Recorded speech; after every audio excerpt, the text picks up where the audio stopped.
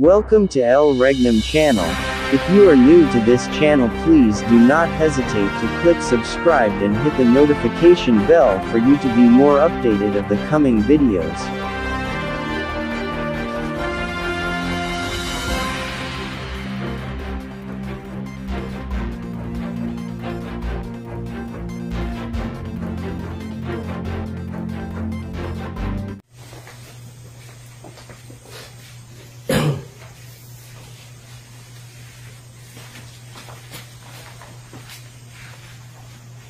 Okay, so maraming salamat po, friends.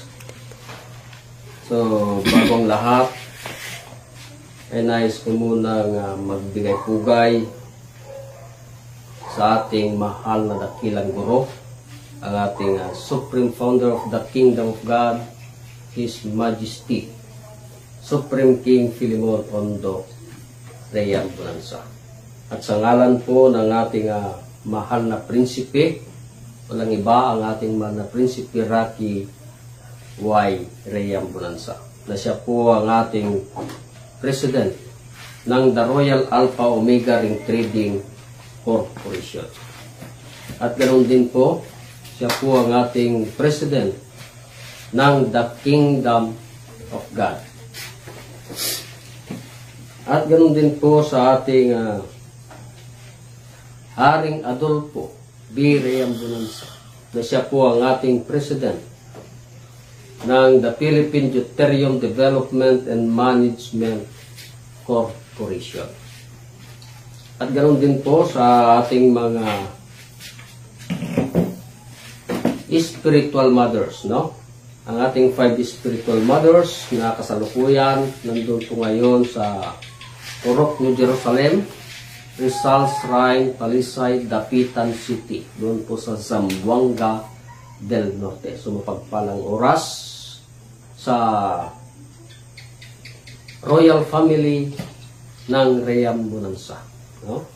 At ganoon din po, kami nagpapasalamat sa lahat ng mga kinatawan ng ating mahal na dakilang guro, mahal na ring Philemon Ondo Reyam Bonanza, na mula sa mga apostol, no? Sa mga 12 apostoles mula Region 1 hanggang Region 12, na kinagbilangan po ng aming regional director dito po sa Region 2. So, pagpalang oras, Ari, at ganun din po sa iyong Reyna, walang iba, Reyna Rose Padillo Ligutom, at sa inyo pong prinsesa. At ganun din po na ganun din na kami nagpapasalamat sa lahat ng mga 70 prophets, no? Buong Pilipinas, lalong-lalo na sa mga tinalaga dito po sa Region 2, no? Na pinangungunahan po ng ating kapatid na nakalistino po sa Biskaya, no? Walang iba ang ating kapatid Haring Gerson del Rosario. At ganoon din po sa kapatid natin na nasa ibang bansa, walang iba ang ating Reyna Shirley del Rosario at Wilma Mercado, Reyna Wilma Mercado, Haring Eleno Daracan, Haring Roel Agustin, Haring Edelberto Lacerona, at ganoon din sa ating Haring Oliver Resurrection. At ganoon din sa ating kapatid na bilang tinalaga din sa probinsya ng Cagayan, na ating narinig kanina, walang iba ang ating prinsipe J.V. Sales, no? At mapagpalang oras sa ating lahat, lalong-lalo na sa mga sumusubaybay sa programa ng aming mahal na dakilang guro dito po sa aming kaganapan na tuwing linggo. Ay meron talaga pong nagaganap na pagpapahayag sa mga plano ng Diyos tungkol sa kaharian ng Diyos. Na sana sa mga walang sawa o tigil na sumusubaybay sa programa ng The Kingdom of God. Ito po yung talagang dala ng ating Panginoon. Ganon din sa ating mga beneficiaries sa programa ng ating mahal nari. Kunting pagtitiis, no? Sapagkat sabi nga ng Diyos, ang may pagtitiis ay makapaghintay, no? Kaya, ang programa ng Diyos, mga kapatid, ay walang iba kundi nandito sa loob ng kaharian ng Diyos. Sapagkat ang kaharian ng Diyos ay inanda na ito ng Diyos. No? Paano hinanda ng Diyos, mga kapatid? Para matupad yung nakasulat sa banal na kasulatan ayon sa Mateo 25:34 na sinabi ng hari, no? Sinabi ito ng hari doon sa kanyang mga nasakanan. Hali kayo mga pinagpala ng aking Ama.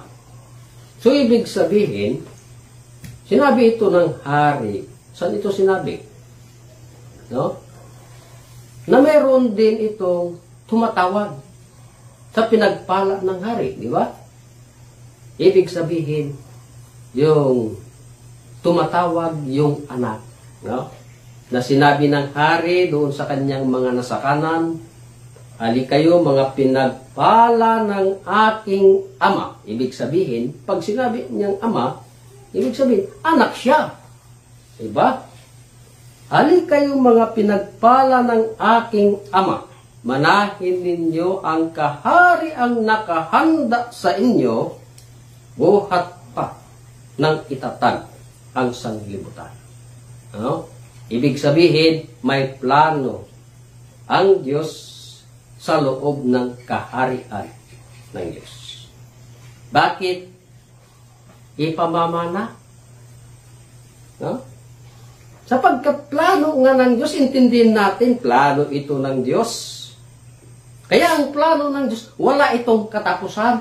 No? Kasi yung plano ng Diyos, buhay na walang hanggan, may katapusan ba? Wala, mga kapatid. Kaya nga, hindi kami nagsasawa. At ganun din sana po tayo ay hindi rin magsawa sa dala ng Diyos na mabubuting balita tungkol sa kaharian ng Diyos. Eh kung masama yung balita ng Diyos, bakit ibabalita pa? Diba? Wala mang sinabi na masamang balita ang Diyos, kundi mabuting balita na naaayon sa kaharian ng Diyos. No? Para yung kaharian ng Diyos ay maipalaganap na. Kasi nga, marami talagang utos ang Diyos. No? Ano ba yung talagang kautusan ng Diyos? Mga kapatid, ano ba talaga yung kautusan ng Diyos? Yung paghahanap sa kaharian ng Diyos. Diba? Paghahanap sa kaharian ng Diyos. Eh lalo na pag nahanapan na natin ang kaharian ng Diyos, ano pa yung utos? Ha? Ipangaral ang kaharian ng Diyos saan? Sa sanglibutan. No? At bigyan ito ng patutuo nang sa gayon ay darating na ang wakas. E, napakalinaw yung sinabi ng Diyos. No? Pero kung isipin natin, may nakasulat doon kasi sa dulo na wakas, no? Ililiteral, pagkatapos na yung programa ng Diyos, ay baka mawawakas na ang daigdig. Hindi man ganon, mga kapatid, yung plano ng Diyos. E, wala ring silbi yung buhay na walang hanggan. Kung ganun ang isip natin, balit, yung programa talaga ng Diyos, walang katapusan yan. Kaya nga, alamin natin yung istorya ng Diyos sa daigdig. Nakabasa ka lang doon ng isang bersikulo, doon ka na magtuldok. No? Lalo na pag sabihin mo pa, tapos na yung programa ng Diyos. Hindi. Hindi matatapos, mga kapatid. Maraming plano ang Diyos sa daigdig, sa kaluwang-luwang ng daigdig, na linikha ng Diyos. No? Sa dami-dami ng planeta sa daigdig. Sa mga iba't ibang planeta, may tao na ba dyan? Wala pa, no? Kaya nga, ang Diyos lamang yung talagang makapagbigay ng tamang katotohanan. No? Kailangan talaga yung malaman natin yung buong istorya ng Diyos sa daigdig. Hindi yung kung makarinig lang tayo ng kung anong balibalita, no? Para bang nais na natin din kopyahin. Eh, anong tawag ng Diyos? Diba? Kaya nga, dumating yung espiritu ng katotohanan para ibalita yung buong katotohanan. No? Yung espiritu ng katotohanan. Yan.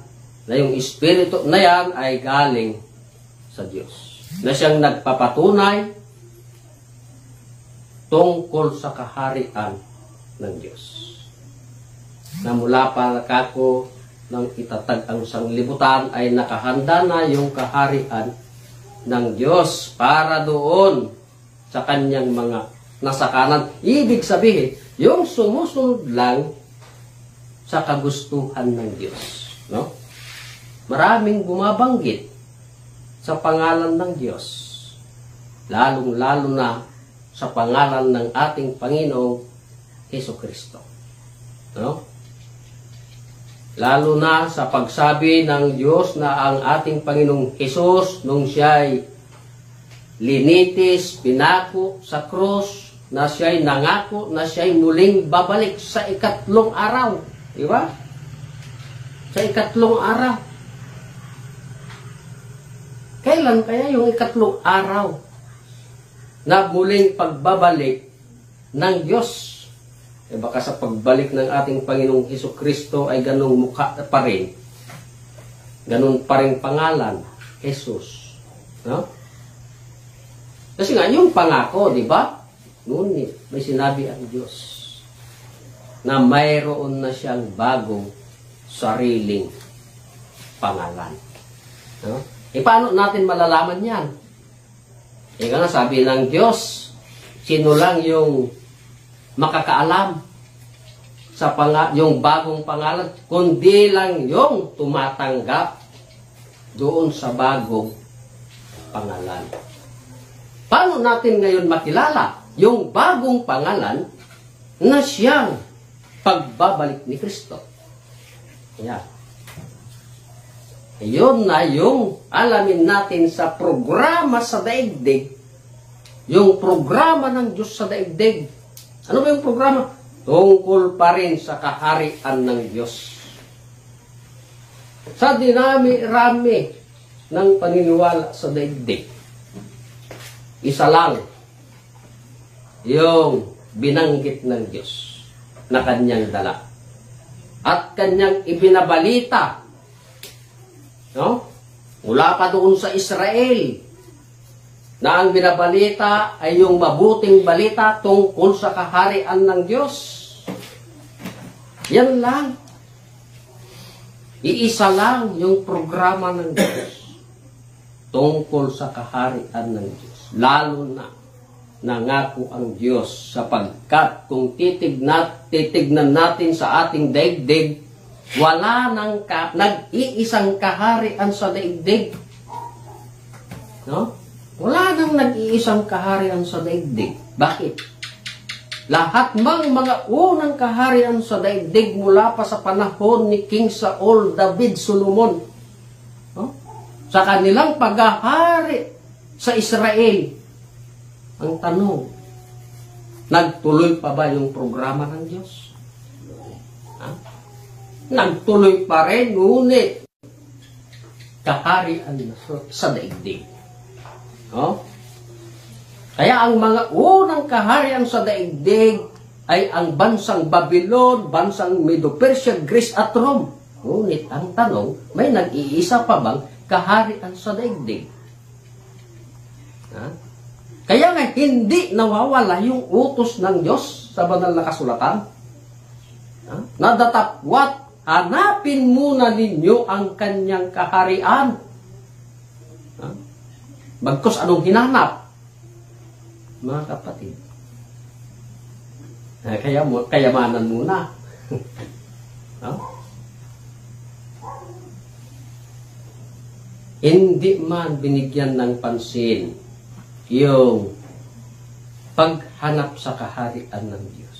Ngunit, magpakasaya tayo sapagkat Diyos pa rin ang nagbalita sa atin na ang kaharian ng Diyos na inalis doon sa bansang Israel ay dito na sa bansa nating Pilipinas. No? Bakit? Walang tumanggap doon sa bansang Israel. Ha? Kaya sabi ng Diyos, kung hindi sana ganon, bakit? Anong ganon? Ha? Ha? Sabi ng Diyos, kung hindi sana ganon, ipaghanda ko kayo ng inyong matitirhan sapagkat doon sa aking ama ay maraming pwedeng matirhan. No? Ngunit anong nangyari sa mga plano ng Diyos sa pagsugo sa ating Panginoong Hesus? No? Pinako sa Diyos. Kaya kako, sa daigdig natin, wala nang nag-iisang kaharian sa daigdig. Dahil sa wala nang nag-iisang kaharian sa daigdig, ang plano ngayon ng Diyos, magtayo ng isang kaharian sa langit na kailanman ay hindi na magigiba. Ngunit, saan ito itatayo, mga kapatid? Ha? Saan ito itatayo? Napakaliwanag man ang sinabi ng Diyos, mga kapatid, na ang kaharian sa bansang Israel, sinong may sabi? Ha? Sabi ng ating Panginoong Hesukristo. Ha? Kaya nga't aalisin sa inyo ang kaharian ng Diyos at maibibigay sa isang bansa na nagkakabunga. Ibig sabihin, kung maibibigay sa isang bansa, doon may tatayo ang kaharian ng Diyos. At kung sino ang magtayo sa kaharian ng Diyos, yan din ang pagbabalik ni Kristo sapagkat hindi pwedeng mahiwalay ang kaharian sa Diyos. Sapagkat ang kaharian ay sa Diyos. At Diyos din lamang ang pwedeng makapagtayo sa kaharian ng Diyos. No? Kaya maghanap tayo ngayon sa daigdig. Kung nasaan na ang kaharian ng Diyos na pinapahanap ng Diyos mula pa doon sa ating mga ninuno. Diba? Dahil nga sa panalangin ng ating mga unang ninuno noon ay naganap na. Ibinigay na ng Diyos. No? Lalo na, binigyan na ito ng lokasyon. Maski walang address, mayroon ito lokasyon. Kung nasaan na yung kaharian ng Diyos na walang ibang bukang bibig noon pag manalangin, diba? Sa ating mga una pang mga ninuno. Hinihingi yung kaharian ng Diyos. Ngayon, natupad na, nandito na ang kaharian ng Diyos. Ha? Nag-utos ngayon ang Diyos. Mga kapatid. Ano yung utos? Gawa 14:22. Mga kapatid. Lalo na yung katayuan natin ngayon, maraming kapighatian. Ngunit, sabi ng Diyos, kinakailangan magsipasok tayo sa kaharian ng Diyos.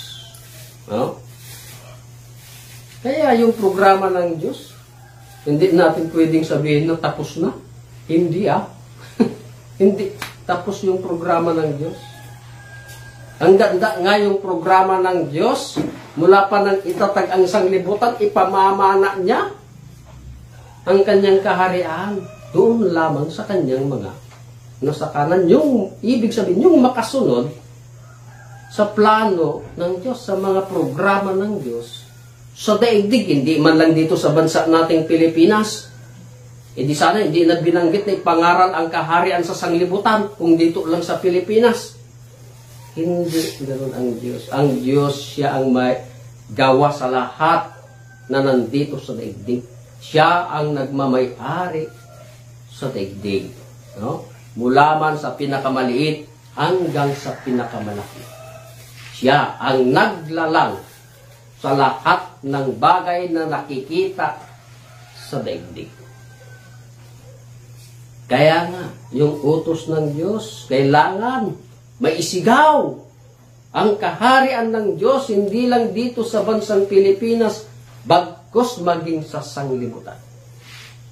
Kaya mayroong mga pagpapatunay para maganap yung nakasulat sa banal na kasulatan, na bigyan ito ng mga patutuo. Na kung dito ba talaga sa bansa nating Pilipinas ang siyang mapalad na pinagbigyan ng Diyos ng kanyang kaharian. No? Eh kung naniniwala tayo, edi napakasaya ang Diyos. Diba? Napakasaya. Para sa gayon ay darating na ang wakas. Ano yung wawakasin? No? Ayon sa Revelation 21:4. Ano yung wawakasin? Eh baka sabihin ninyo, wakas, gunaw ang daigdig. Hindi May wawakasin ang Diyos. Mga kapatid, lalo na yung katayuan natin dito sa bansang Pilipinas, na kung saan itatayo ng Diyos ang kanyang kaharian dito sa piniling bansa. No? Na itong bansa nating Pilipinas. Ano yung wawakasin? Pakibasa, friends. Kuhari. Sige. So, ganito po ang sinasabi. At papahirin niya ang bawat luha sa kanilang mga mata. Yan. Una, yung papahirin ang lahat ng mga luha sa kanilang mga mata. At hindi na magkakaroon ng kamatayan. Hindi na rin magkakaroon ng kamatayan. Hindi na magkakaroon pa ng dalamhati. Dalamhati. O ng pananambitan man. O ng hirap pa man. Ang mga bagay ng una ay naparam na.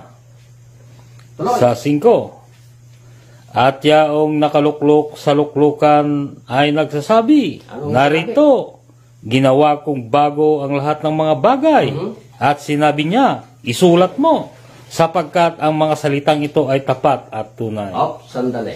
Ano yung una? Pupunasin ang lahat ng mga luha. Saan? Sa kanilang mga mata. At hindi na rin magkakaroon pa ng kamatayan. No? Ibig sabihin, wala ng kamatayan. No? Eh, ano nang papalit dyan? Ay, siguro, alam naman na natin, no? At wala na rin pananambitan man. Ha? Dalamhati. No?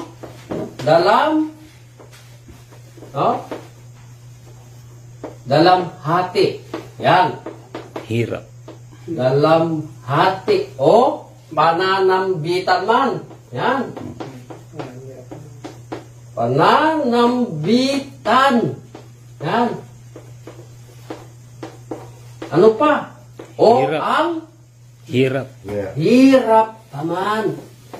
Yan ang wawakasin ng Diyos. Ako sabihin mo, wakasin ang daigdig. Ha? Paano mo wawakasin ang daigdig? Tingnan mo, yung panahon ni Noah. Nawakas bang daigdig? Hindi Ano lang yung winakasan doon? Ha? Yung kasalanan. Mga kapatid. Tapos, sabihin mo, gunaw ang daigdig o masusunog ang daigdig. Sunugin mo man ang lupa, lupa pa rin yan. Kaya ang daigdig ay magpakailanman yan. Kasi plano ito ng Diyos. Kaya nga isulat mo, sabi ng Diyos. Diba? Ano isulat natin? Yung sinabi ng Diyos na aalisin o wawakasin yung pagpupunas sa mga luha, sa mga mata. Kung iliteral mo yan, mga kapatid, maski siguro isang dump truck na panyo niyan, hindi magkakasya. Tapos ang Diyos pa ang magpupunas. So dinami-dami ng tao sa daigdig. Billion peoples of the world. Tapos punasan ng Diyos isa-isa para malutas lang, mawala yung luha. Hindi, mga kapatid. Kundi yung katayuan natin ngayon, wawakasin ng Diyos yung mga luha sa mga mata. At wala na rin kamatayan. Wala nang kamatayan. Tapos sabihin mo, tapos na yung programa ng Diyos. Kung tapos na yung programa ng Diyos, wala na rin ang daigdig. Wala na rin tao sa daigdig. Kundi, ang programa ng Diyos sa daigdig ay buhay na walang hanggan. Ibig sabihin, walang hanggan ang programa ng Diyos. Saan? Para sa loob ng kaharian ng Diyos. Ano pa? Wala na rin dalamhati o pananambitan man o ang hirap pa man. Ang tanong, paano yan lulutasin ng Diyos? Paano niya yan wawakasin? Sapagkat sinabi ng Diyos, sulat mo. Sapagkat babaguhin ba? Yung mga naganap nung una, babaguhin ng Diyos. Yung kamatayan, inalis ng Diyos. Hindi tulad nung unang panahon sa panahon ni Noah. Yung mga makasalanan, winakasan ng Diyos. Dito kaya, mga kapatid, babaguhin ngayon ng Diyos. Sa anong paraan babaguhin ng Diyos? Sapagkat isulat mo, sapagkat ito'y tapat at tunay. Ano yung gagamitin ng Diyos na pamamaraan para mawakasan yung salita ng Diyos? Tuloy sa saysari. So ganito po ang sinasabi. At sinabi niya sa akin, nagawa na. Ako ang Alpha at Omega, ang pasimula at ang wakas. Ang nauuhaw ay aking papainuming walang bayad sa bukal na tubig ng buhay. Yan. Ano kaya yung ipapainom ng Diyos? Lalo na, binanggit sa banal na kasulatan, yung bukal ng tubig ng buhay. Ngunit walang bayad, sabi ng Diyos. Ano kaya yan? Ang daming tubig dyan sa ilog. Lalo na sa dagat. Kahit ilang drum ang inumin mo dyan, libre. Pero, masulba yung wawakasin ng Diyos. Uhaw ka nga, libre naman yung tubig sa dagat, sa ilog, dyan sa batis. Ngunit, mayroon talagang inanda ng Diyos na siyang lulutas o magwawakas sa kahirapan ng bawat maniniwala sa Diyos. Ano yun? Yung bukal ng tubig ng buhay. Ito yung programa sa kaharian ng Diyos. Na ang nagsigaw at nagprograma, walang iba, ang aming divine mentor, Supreme King Philemon Ondo Reyambonasa. Ito yung tinatawag po natin heavy water na siyang Deuterium Project of the Philippines. Yan, Deuterium Project of the Philippines. Ha? Yan yung plano ng Diyos sa daigdig. No?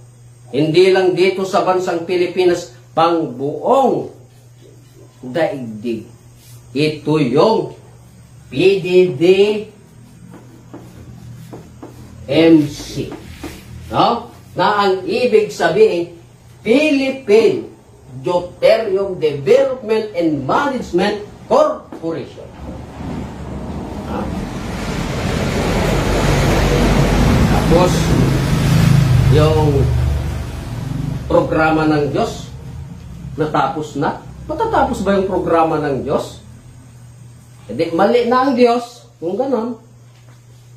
Iba, mga kapatid. Ngunit, pasalamat tayo sapagkat yung mga nakatagong lihim ng Diyos ay pinalabas na. Ngunit, meron muna o una na talagang pagbibigyan ng Diyos kung saan niya ipapahayag yung mga nakatagong lihim, lalo na dito pa sa kayamanan ng Diyos. Ha? Lihim ng Diyos, saan ito ipapahayag? Doon lang sa kanyang mga banal na kanyang tinawag. Doon may papahayag yung mga lihim ng Diyos. No? Ngunit, mga kapatid, yung kautusan ng Diyos para maganap yung ating inaasam buhat pa sa ating mga unang ninuno noon na sana ay makatupad tayo sa kaharian ng Diyos. Na ito yung hinanda ng Diyos na papasukan ng mga tao. Hindi man yung hayop ang ipapasok doon. No? Alam na naman yung hayop, yun ang maghahari sa mga tao. Hindi No? Yung tao na siyang pinabanal ng Diyos. At sino-sino? Yung tinawag ng Diyos na siyang talagang pinagbigyan, mga kapatid, bilang tagapagmana sa kaharian ng Diyos. At kabilang sa katawan ni Kristo. Sino-sino? Mga yan. Okay, kung basahin natin sa banal na kasulatan ayon sa Efeso 4:11 hanggang sa 12, na mayroon talagang pinagkalooban ang Diyos. Una, sino? Ang mga apostol. Pangalawa, ang mga propeta. Pangatlo, mga evangelistas.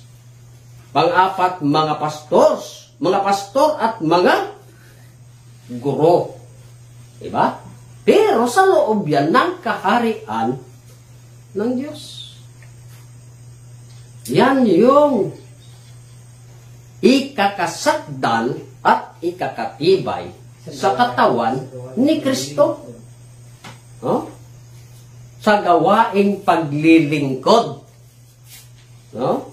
Sa ikakasakdal at ikakatibay sa katawan ni Kristo. Yun yung mga banal, mga kapatid. Kaya kung nais natin magpakabanal, ano yung sabi ng Diyos? Ayon sa Ecclesiastes 12:13. Kung nais natin magpakabanal, may utos ang Diyos. Anong sinabi? So ganito po ang mababasa ayon po sa banal na kasulatan. Ito ang wakas ng bagay. Yan. Lahat ay narinig. Ikaw ay matakot sa Diyos. Una, matakot sa Diyos. Pangalawa, at sundin mo ang kanyang mga utos. Sapagkat ito ang buong katungkulan ng tao. Yan. Napakaliwanag yung sinabi ng Diyos. Kung nais natin magpakabanal, para makamtan natin yung pangako ng Diyos, ay kinakailangan meron tayong takot sa Diyos. Yan ang una na sinabi ng Diyos. Ano pa? Sundin ang kanyang mga utos. Inilalang ng Diyos ang tao. Ano naman ang katungkulan ng tao? Sapagkat ang Diyos ang naglalang. Kinakailangan sumunod sa mga utos. Sapagkat ito yung buong katungkulan ng tao. Kaya, maraming bumabanggit sa pangalan ng Diyos. Ngunit ano ba yung mga katungkulan ng tao? Kung isa-isahin mo yan, na hindi tulad sa panahon ni Adam, iisa lang ang utos doon, ngayon kaya? Wala pa doon sa panahon ni Noah. Nako, ang dami ng utos, mga kapatid. Kaya, una, sabi ng Diyos, matakot tayo sa Diyos. Kaya lahat ng mga hinula diyan ng Diyos, hindi man lahat yan ay sa Diyos. Hindi yan lahat ay sa Diyos. Meron lang talaga na salita diyan talaga ng Diyos na kung saan at kung para saan yan. Lalo na dito pa sa loob ng kaharian ng Diyos. Tapos, merong magsasabi na ang kaharian ng Diyos nandoon doon sa taas. Napakalaking kanyan. Ibig sabihin, taliwas yan sa salita ng Diyos. Wala man sinabi nandun sa taas ang kaharian ng Diyos. Lalo na sa loob ng puso. Sino kayang masusunod? Yung salita ng Diyos o yung sabi-sabi? Yung salita ng Diyos, sapagkat sinabi nga ng Diyos, ang kaharian ng Diyos ay maibibigay sa isang bansa na magkakabuo. May bansa ba dun sa taas? Wala, no? Sa puso kaya, may bansa kaya dyan? Lalo na. Kaya, yung salita ng Diyos, sana ay matakot po tayo. Yan lang naman yung talagang mga utos ng Diyos na dapat nating sundin. Kung binabanggit natin sa ang pangalan ng Diyos, baka may tulad tayo sa sulat ni Marcos na anong sinabi doon? Marcos 7:6. Diba? Anong sinabi diyan? Pakibasa, friends. So ganito po ang mababasa ayon po sa banal na kasulatan. At sinabi niya sa kanila, mabuti ang pagkahula ni Isaias tungkol sa inyong mga mapagpaimbabaw. Ayon sa nasusulat, ang bayang ito'y iginagalang ako ng kanyang mga labi. Dadapwat ang kanilang puso ay malayo sa akin. Bakit? Tuloy. Dadapwat walang kabuluhan ang pagsamba nila sa akin. Yan. Okay. Na nagtuturo ng kanilang pinakaaral ng mga utos ng mga tao. Ano pa? Nilisan ninyo ang utos ng Diyos. At inyong pinanghahawakan ang salit-saling sabi ng mga tao. Punto na. Hindi kaya masakit yan? Sabi ni Apostol Marcos. Ba? Apostol ng Diyos. Mga kapatid. Panahon pa ni Isaias, hinula na. Na anong sinabi? Doon sa mga talagang walang ibang bukang bibig, kundi pangalan ng Diyos, di ba? Maraming bumabanggit sa pangalan ng Panginoon. Ngunit, ang tanong, yung nakasunod ba sa utos ng Diyos? Nakasulat di man pwedeng tanggalin yan, di ba? Hindi pwedeng tanggalin yan. Salita yan ng Diyos. Bakit? Hindi nila sinunod ang salita ng Diyos. Ano yung sinunod? Yung mga salit-saling sabi ng mga tao. Ha? Tapos sabihin mo, yun pa ang tunay. Nako, hindi. Alamin natin yung buong katotohanan kung sino talaga yung may-ari sa kaharian ng Diyos. Siya yung magbibigay ng mga tamang direksyon. No? Tamang direksyon, yung mga plano sa daigdig, hindi yung salit-sabi ng mga tao. No? Yung programa ng Diyos, naku, hindi yan mabubura, hindi yan masisira. Kasi tipan yan ng Diyos. Tipan. Saan itinipan yan ng Diyos? Sa loob ng kaharian ng Diyos. Kaya ang tanong, nasaan ang kaharian ng Diyos ngayon? Doon pa rin sa Israel, napakaliwanag na nga sinabi ng Diyos, may ibibigay na sa isang bansa na magkakabunga, o kaya doon sa taas, wala mang bansa doon, dito sa puso, lalo na. Hindi na magkasya dyan yung bansa. No? Kaya nga wala po kaming tigil o bukang bibig na ang kaharian ng Diyos ay dito talaga sa bansa nating Pilipinas. Maski wala itong address na tinukoy ng Diyos, maraming palatandaan kung saan talaga nakaakma yung mga hinula ng Diyos tungkol sa kaharian ng Diyos na inalis doon sa bansang Israel. No? Inalis, bagkus hindi siya pinaniwalaan doon. At ibibigay ng Diyos sa isang bansa na magkakabunga. Saan nating naririnig ngayon? Yung sumisigaw sa kaharian ng Diyos na dito na, pang buong daigdig na kasi mayroon na nga tayong kagamitan, abot ang kahit anong bansa dyan sa daigdig. Kung may signal pa siguro doon sa buwan, abot doon. No? Sino naman pangaralan natin doon? No? Dito sa daigdig natin. No?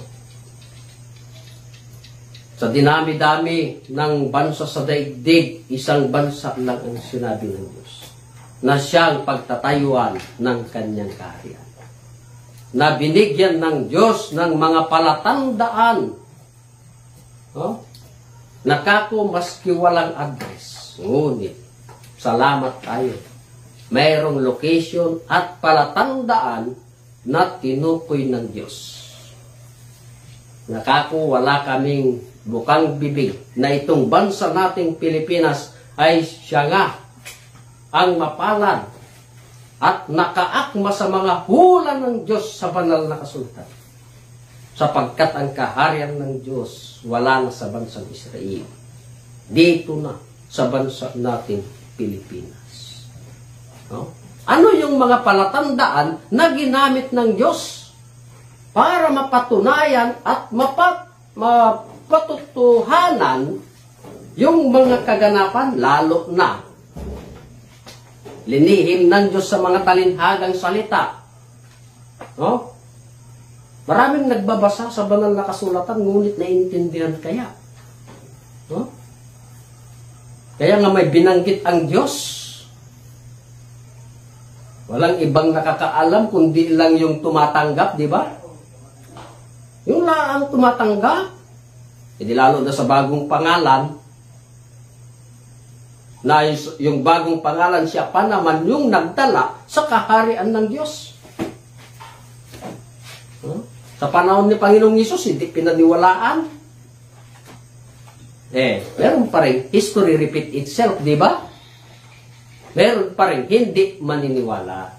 Ngunit, dahil sa utos ng Diyos, ipahayag natin yung tungkol sa kaharian ng Diyos, hindi lang dito sa bansang Pilipinas, maging sa sanglibutan. Lahat ng mga bansa, bigyan ito ng mga matibay na ebidensya na siyang magpapatunay na itong bansa nating Pilipinas ay siya nga ang kaharian ng Diyos.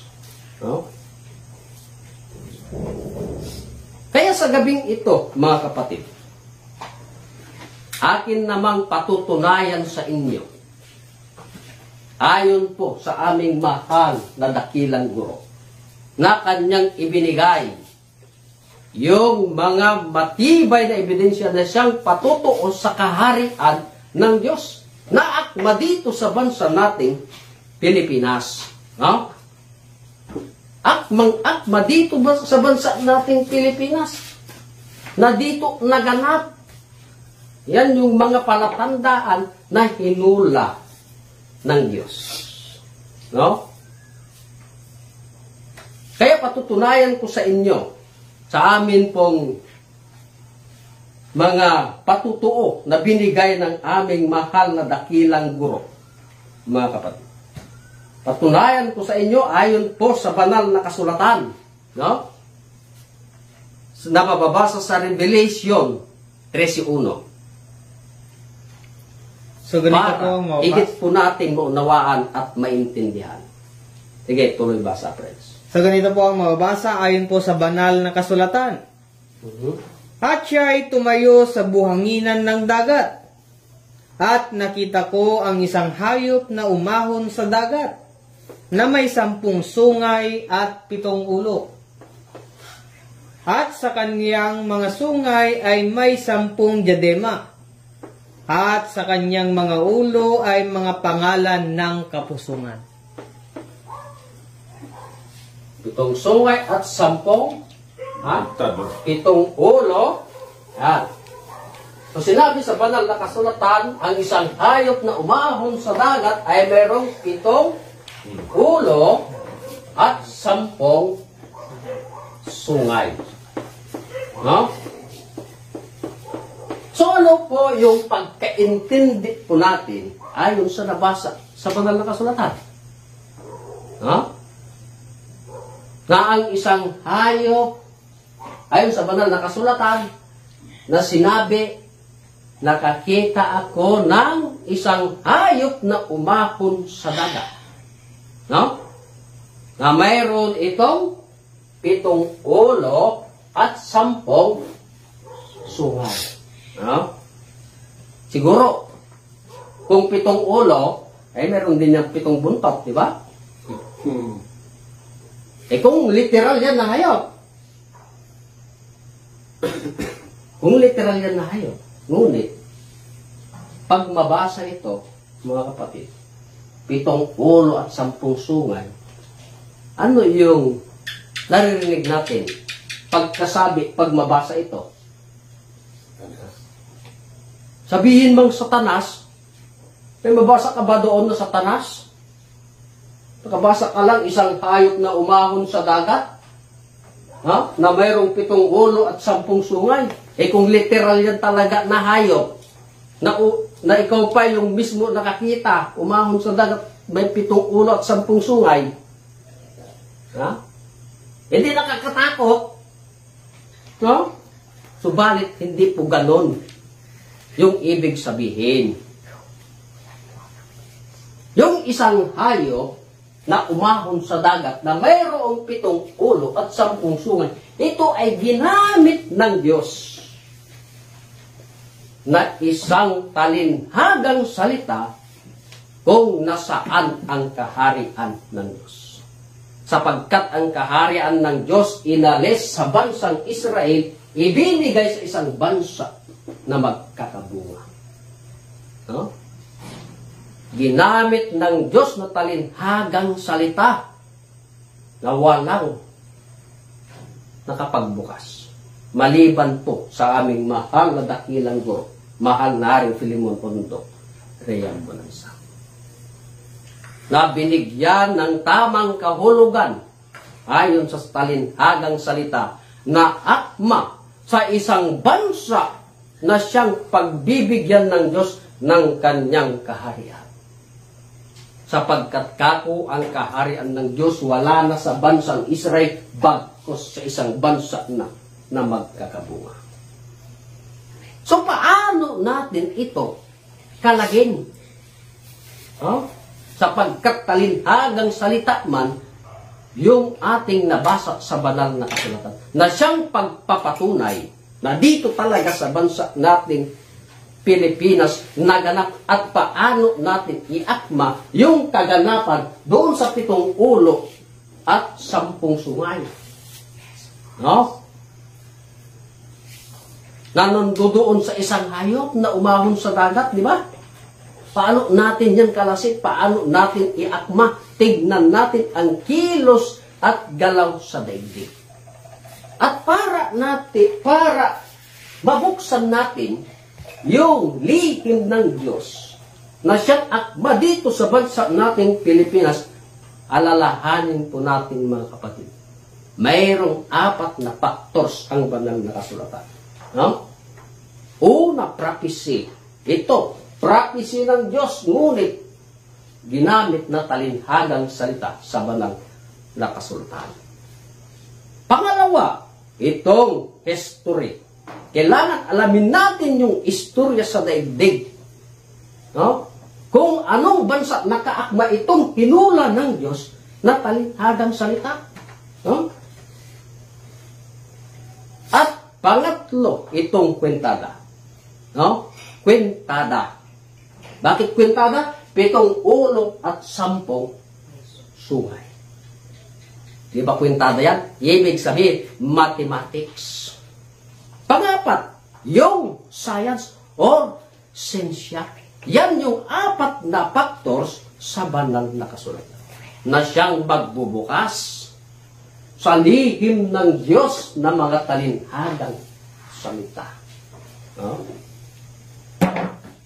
Isa man ang mawala dyan, nako, hindi mo mabuksan yung nakatagong lihim sa isang bansa na pinili ng Diyos kung paano natin kalagin yung talinhagang salita ng Diyos. Sapagkat hindi man ito literal, kundi parables sa banal na kasulatan. Ngayon, tignan natin yung hanay. Kung aakma ba doon sa isang bansa na pinili ng Diyos na pagbibigyan na maging kaharian sa daigdig. Sapagkat ang Diyos ay magtatayo ng isang kaharian na kailanman ay hindi na mag-iiba. No? Kaya, kalagin natin yung istorya ng Diyos, yung lihim ng Diyos, na siya pa rin ang nagturo kung paano kalagin yung talinhagang salita sa banal na kasulatan. Sapagkat siya ang may-ari sa istorya sa daigdig. Drama ito ng Diyos. No? Drama or damgo ba, panaginip. Kasi kung walang director, maganap ba yung drama? Kaya ang pinaka-director natin dito sa daigdig, ang Diyos. Merong bida, meron ding kontrabida. No? Ngayon, kalagin natin, mga kapatid, ang ating nabasa sa banal na kasulatan, ang merong isang hayop na umahon sa dagat na merong 7 ulo at 10 sungay. Huh? So, tignan natin yung hanay sapagkat talinhagang salita ako, mga kapatid. Sino-sino yung 7 ulo na tinukoy sa banal na kasulatan? Para maiakma sa isang bansa na pagbibigyan ng Diyos ng kanyang kaharian. Sino-sino yung mga 7 ulo? Ha? Una, si Manuel Quezon. Ha? Manuel Quezon. Pangalawa, si Manuel Rojas. Pangatlo, si Elpidio Quirino. Pang-apat, si Ramon Magsaysay. Pang-5 ay si Carlos Garcia. Pang-6 ay si Diosdado Macapagal. At ang pang-7 ay si Ferdinand Marcos. So sa nabanggit o nakasulat sa banal na kasulat sa ating patutuo ngayon, mga kapatid, sa nakasulat na ating ginamit, ang tanong, sino-sino sila? Mga kapatid, sila pala yung mga 7 ulo na elected president. Yan, elected president. Mula kay Manuel Quezon, Manuel Roas, Elpidio Quirino, Ramon Magsaysay, Carlos Garcia, Diosdado Macapagal, at ang ating dating Pangulong Ferdinand Marcos. Bakit ulo? Bakit 7 ulo? Sila yung 7 elected. Bakit 7 ulo? Sila yung 7 elected president. Ibig sabihin, nabutuhan ng mga tao. Yan. Bakit 10 sungay? Mga kapatid. Bakit ito 10 sungay na mayroon mga pangalan sa kapusungan, di ba? Sino-sino yan? Mga 10 sungay. Kailangan kunin pa rin natin sa panahon ni Elpidio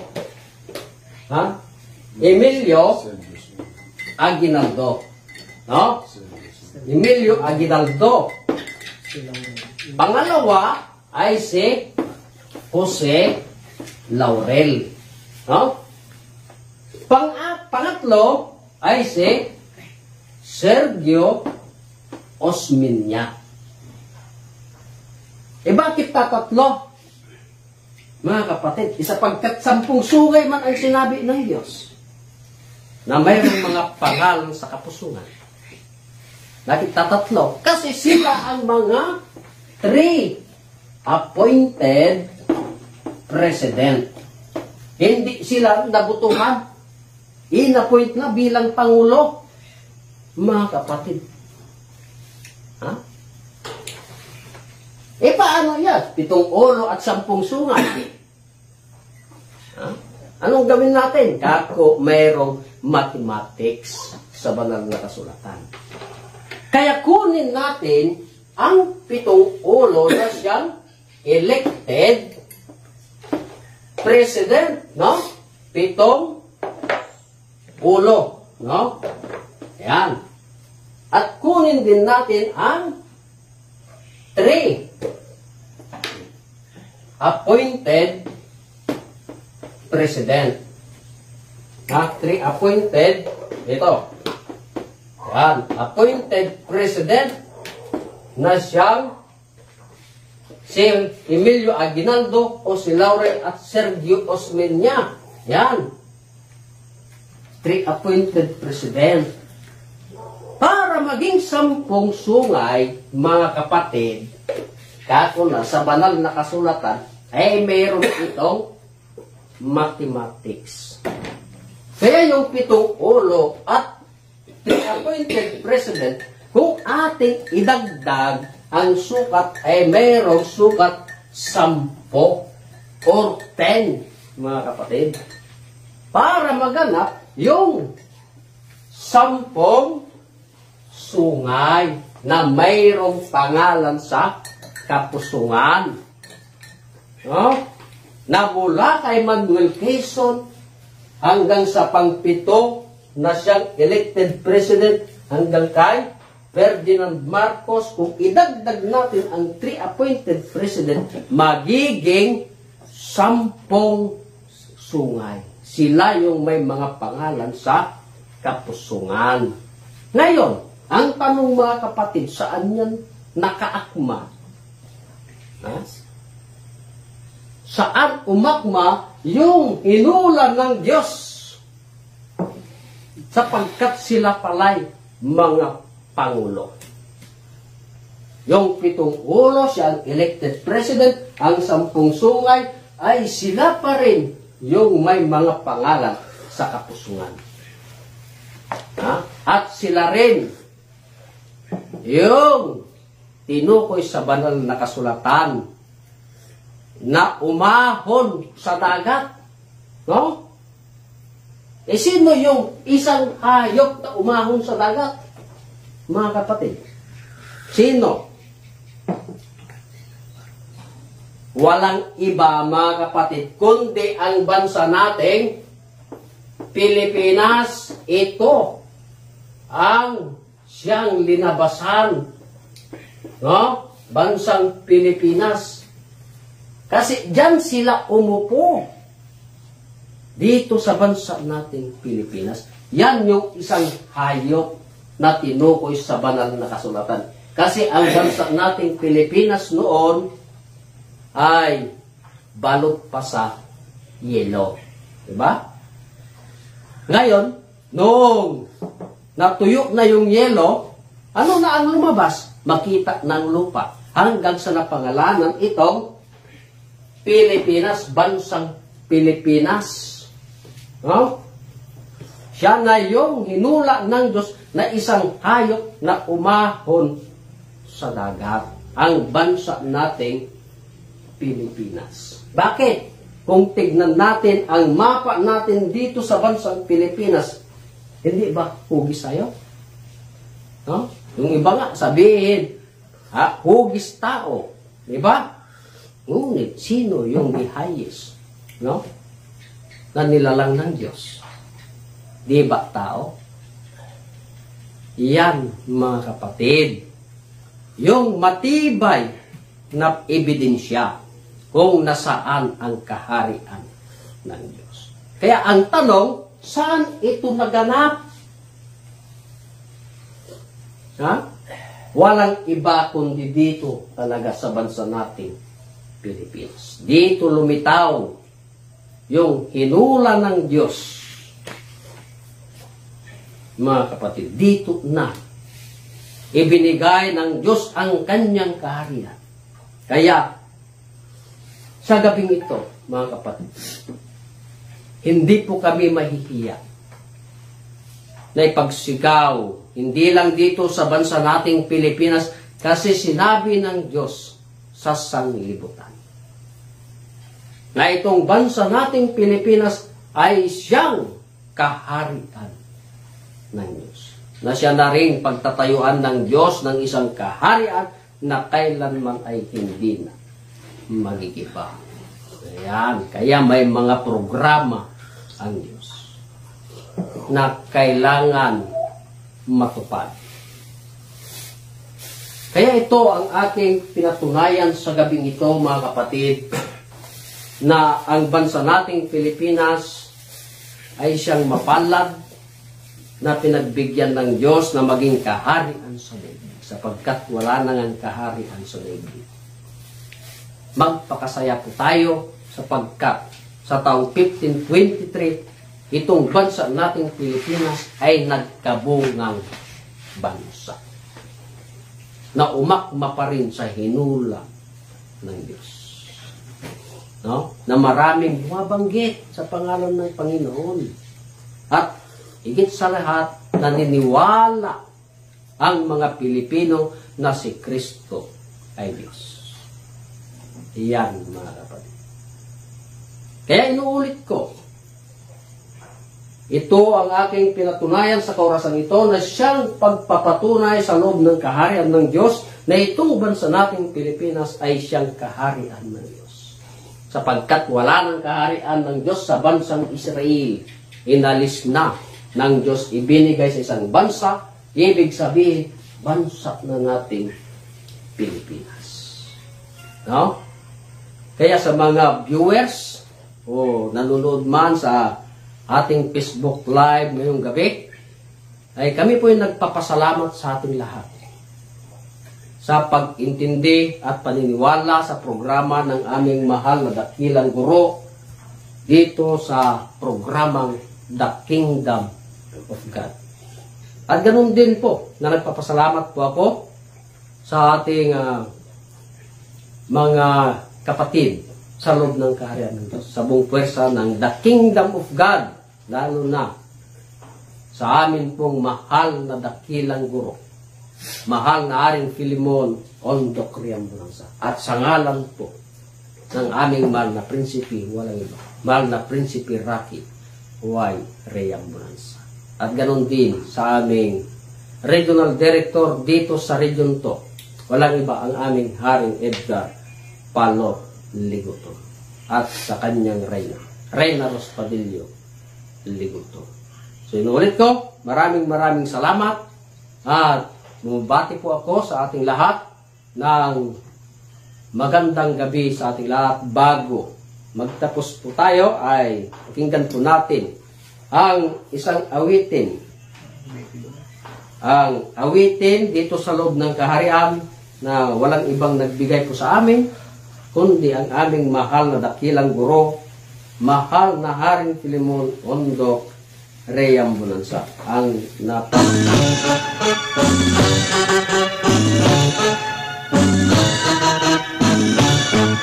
upang makakita sa kaharian ng Diyos, ipanganak muli ng tubig at ng Espiritu. Kung di natin sundin ang payo ni Jesus, hindi makapasok